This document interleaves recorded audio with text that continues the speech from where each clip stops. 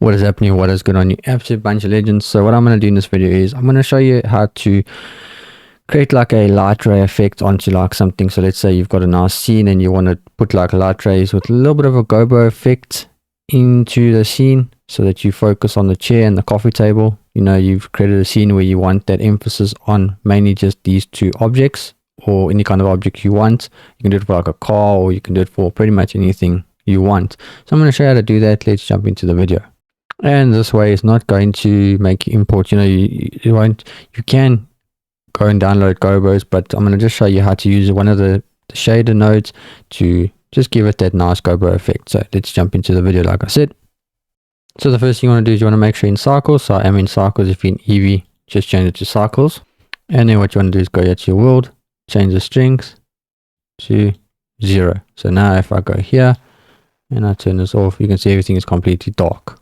So now you're going to get a light. So Shift A, and you're going to go to light. You can either use an area light or a spotlight. I'm going to go with area.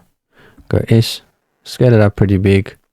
Go X, G, bring it up, and then go to Z, G, and bring it like this. Then go R once to rotate it like this, and just undo that.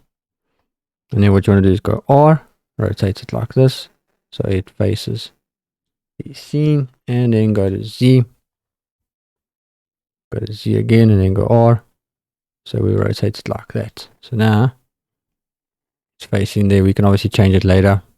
And now if I look at the scene, so if I go here, I'm just going to get a camera. So Shift A mesh, you don't really need this, but Control Alt 0, just so that we can see what we are kind of doing. So it's like this now. And if I go here, you can see there it's starting to light the scene. Now what you want to do is you want to get that, to get the guard ray effects, you want some volume. So Shift A, mesh, and we're going to get a cube. S, let's scale it up so it covers the whole scene like that. And then go to shading. So boom. And with your cube selected, just rename it to volume just so you don't get confused. And then hit new. Click on the principal BSDF, delete it. Shift A, mesh, not mesh, search for a volume and get a principled volume, and you're going to plug the volume into the volume of the material output. And then what you're going to do is you can change this to about 0.6, and then go back to layout, and then click on your area light and change this to about 50. And let's have a look now, and then bring this up to about 100, and then change this shape to a disk, and then change the spread value to 1 so that you can see now it's like aiming towards what we want. And then you just change your size, so like this, and now you got something like that now. So now it's covering what you want to focus on the area. Then with your area light selected, go to your shading, and we can go here, and we can go here, zoom out, and then hit use nodes. So boom, Shift A and get a wave texture. So boom, plug the color into the color, click on the wave texture, and you can see what it's doing now. Go Control T to enable the node wrangler add-on. Change this to about 45. So it kind of just makes it look like that. And the scale, bring this down to about 2. And you can see what it's doing now. It's creating this kind of an effect.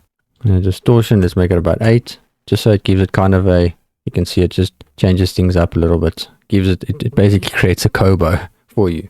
So you can play around with this till you find something that you like. You can bring the scale up like that so that it does this.